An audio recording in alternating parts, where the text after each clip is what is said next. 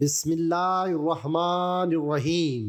ایک دفعہ ایک صحابی نبی اکرم صلی اللہ علیہ وآلہ وسلم کی بارگاہ میں حاضر ہو کر کہنے لگا، اے اللہ کے نبی صلی اللہ علیہ وآلہ وسلم، میں روزے کی حالت میں تھا کہ میری بیوی گھر سے باہر کسی کام جانے لگی تھی کہ اس کی پنڈلیوں پر میری نظر پڑ گئی۔ مجھ سے رہا نہ گیا، میں نے اپنی بیوی سے اپنی حاجت پوری کر لی۔ یہاں پہلے ہمیں آج کے دور پر متوجہ ہونا پڑے گا کہ آج کے جدید دور میں لوگ موبائل، ٹیلی ویژن پر بےہودہ تصویریں اور فلمیں دیکھتے ہیں، جس کی وجہ سے ان کو وہ فحش عورتیں اچھی لگنا شروع ہو جاتی ہیں۔ ایسے لوگ اپنی بیوی کو وقت دینے کی بجائے موبائل اور انٹرنیٹ پر زیادہ وقت صرف کرتے ہیں، جس کی وجہ سے یہ مرد اپنی بیویوں کو وقت دینے کی بجائے انٹرنیٹ اور دوسرے بےہودہ ذرائع پر اپنا وقت صرف کرنا شروع کر دیتے ہیں، جس کی وجہ سے گھروں میں لڑائی جھگڑے عام ہوتے ہیں۔ اس طرح مرد اپنی بیویوں سے بیزار ہو جاتے ہیں۔ مرد کو جو رغبت اللہ تعالی کی طرف سے حاصل ہوتی ہے، وہ رغبت ختم ہو جاتی ہے۔ میاں بیوی میں رغبت کا ختم ہو جانا ان مردوں اور عورتوں کی سزا ہوتی ہے جو بد نگاہی سے پرہیز کرتے ہیں۔ اس کی مثال ایسے ہے جیسے کہ آپ کو باہر کے لذیذ کھانے کا چسکا پڑ جائے تو آپ کو گھر کی پکائی ہوئی چیز کبھی بھی پسند نہیں آئے گی۔ باہر کے کھانے سے ایک تو انسان کے پیسے ضائع ہوتے ہیں، دوسرا آپ کی صحت بھی جلد خراب ہو جاتی ہے۔ اسی طرح جب کسی انسان کو بازاری عورتوں کو دیکھنے کا چسکا لگ جائے تو اس کو اپنی بیوی اچھی نہیں لگتی ہے، وہ جلد اپنی صحت سے ہاتھ دھو بیٹھتا ہے۔ حرام کاری کرنے والے آدمی کا گھر تباہ ہو جاتا ہے کیونکہ اس کو اپنی بیوی میں رغبت نہیں رہتی۔ صحابہ کرام رضی اللہ تعالی عنہ اپنی نظروں کی حفاظت کیا کرتے تھے، بیوی کی پنڈلی پر نظر پڑنے سے رہا نہ گیا۔ اس وقت صحابہ کرام اپنی بیوی کو اتنا پیار کرتے تھے، آج کل کے دور میں اتنی رغبت رکھنے والا کوئی نہیں ہے۔ ہم کو چاہیے کہ ہم اپنے گھروں کو پاکیزہ بنائیں۔ عورتوں کے لیے مشہور ہے کہ اگر ان کے خاوند سے کوئی بےہودہ حرکت ہو جاتی ہے تو اللہ کے واسطے روز قیامت تک اپنی اولاد کو اس پر عمل نہ کرنے دے۔ حضرت ابو ہریرہ سے مروی ہے کہ ہم صحابہ کرام رسول اکرم صلی اللہ علیہ وآلہ وسلم کے پاس بیٹھے ہوئے تھے کہ ایک بندہ تشریف لے کر آیا۔ حضور اکرم صلی اللہ علیہ وآلہ وسلم سے عرض کرنے لگا، اے اللہ کے نبی صلی اللہ علیہ وآلہ وسلم، میں ہلاک ہو گیا ہوں، میں ہلاک ہو گیا ہوں۔ رسول اکرم صلی اللہ علیہ وآلہ وسلم نے دریافت کیا، کیا ہوا؟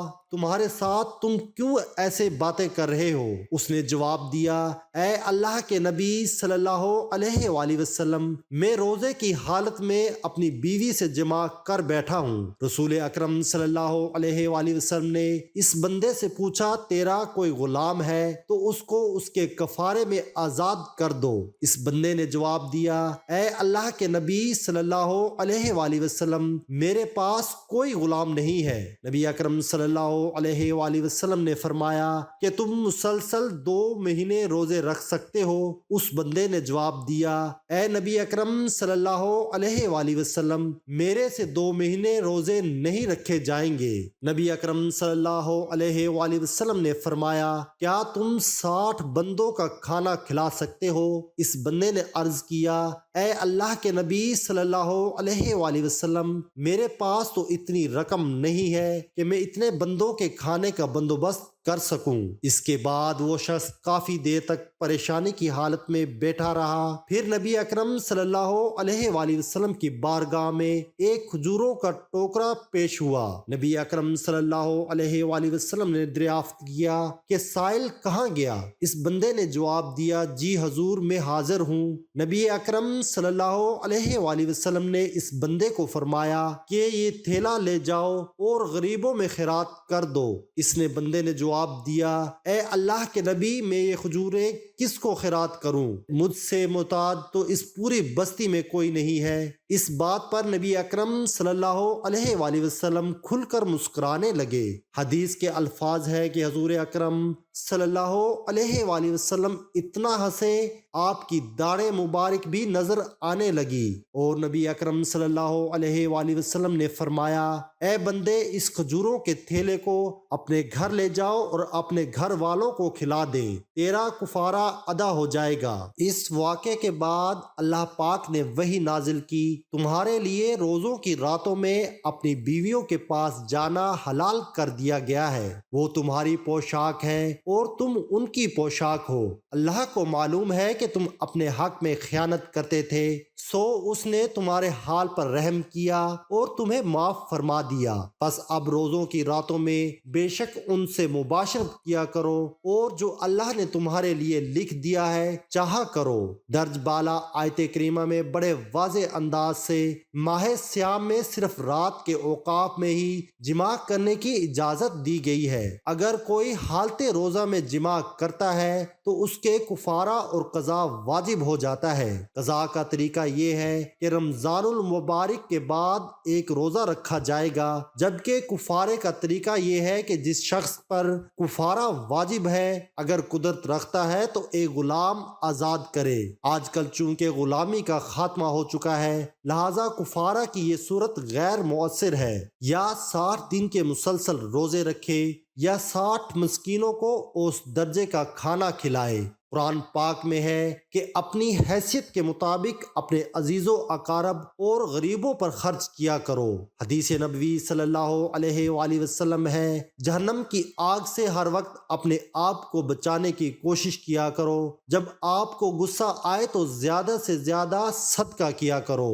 کیونکہ صدقہ انسان کے غصے کو بڑی جلدی ٹھنڈا کر دیتا ہے۔ جب انسان سے کوئی غلطی ہو جائے تو اس کو چاہیے کہ فوراً سچے دل سے اللہ تعالیٰ سے معافی مانگ لے، کیونکہ جب اللہ تعالیٰ تم سے ناراض ہوتا ہے تو توبہ کے علاوہ تمہارے پاس اور کوئی راستہ نہیں ہے۔ توبہ کے بعد اللہ تعالیٰ سے اپنی غلطی کو معاف کروانے میں بس صدقہ کام آ سکتا ہے۔ تم کو چاہیے کہ کسی محتاج کو کچھ دے دیا کرو جس سے اللہ تعالیٰ تم سے راضی ہو جائے۔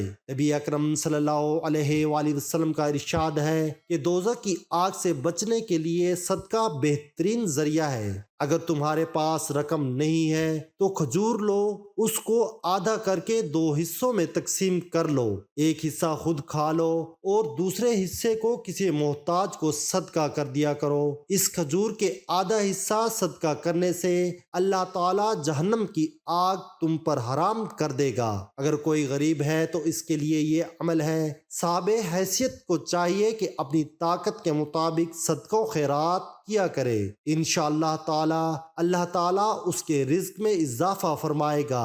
قرآن پاک میں ارشاد ہے، اللہ سود کو گھٹاتا ہے، سود خور کو عادت ہوتی ہے وہ ہر وقت پیسے کو حاصل کرنے کے لیے روتا رہتا ہے کہ میرے پاس کوئی پیسہ نہیں۔ نبی اکرم صلی اللہ علیہ وآلہ وسلم کا فرمان ہے کہ صدقات کو اللہ بڑھاتا ہے، دنیا اور آخرت میں صدقات کو اللہ بڑھاتا رہتا ہے۔ اللہ اکبر۔ اللہ پاک ہمیں رمضان کی برکت سے معاف فرمائے اور ہمیں دن رات نیک اعمال کرنے کی توفیق عطا فرمائے، آمین ثم آمین۔